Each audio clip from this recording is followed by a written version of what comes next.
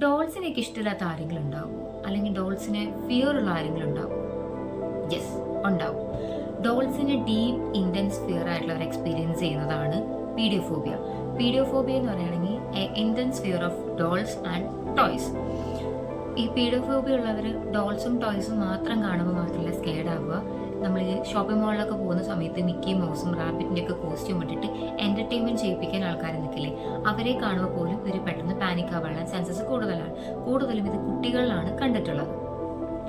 ഇവർക്ക് ആ സമയത്ത് ഭയങ്കര സ്വെറ്റിങ്ങും അതേപോലെ തന്നെ ഹേർട്ട് റേറ്റ് ഇൻക്രീസ് ചെയ്യാനും ചിലപ്പോൾ നൈറ്റ് മാർസ് സംഭവിക്കാനും ചാൻസ് ഉണ്ട്. സ്ലീപ്പിംഗ് ഡിസ്റ്റർബൻസസും വരും.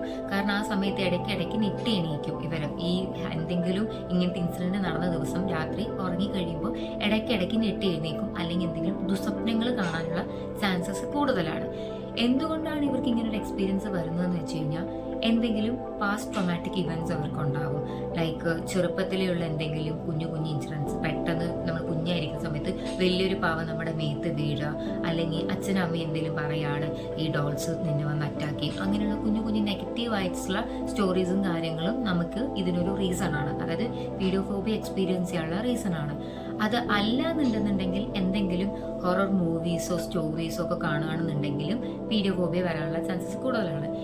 ഇങ്ങനെയുള്ളവർക്ക് കൊടുക്കുന്ന ട്രീറ്റ്മെൻറ്റ്സ് എന്ന് പറഞ്ഞു കഴിഞ്ഞാൽ കോഗ്നിറ്റീവ് ബിഹേവിയർ തെറാപ്പിയും പിന്നെ റിലാക്സേഷൻ ടെക്നിക്സും കൊടുക്കും, പിന്നെ എക്സ്പോഷർ തെറാപ്പിയും കൊടുക്കും. കാരണം ഈ ഒരു തോട്ടൊന്ന് മാറി നമ്മൾ ചേഞ്ച് ചെയ്യാൻ വേണ്ടിയിട്ടാണ് എക്സ്പോഷർ തെറാപ്പി കൊടുക്കുന്നത്. കാരണം എക്സ്പോഷർ തെറാപ്പി എന്ന് പറയുമ്പോൾ സ്ലോലി ആൻഡ് സേഫ്ലി ആയിട്ട് ഫോക്കസ് ചെയ്ത് ഫിയറിനെ ചേഞ്ച് ചെയ്തോളും. സോ ഇന്നത്തെ വീഡിയോയിൽ ഇത്രയേ ഉള്ളൂ. ഇൻട്രസ്റ്റിംഗ് ആണെന്നുണ്ടെങ്കിൽ ലൈക്ക് ചെയ്ത് സപ്പോർട്ട് ചെയ്യാം. Thank you.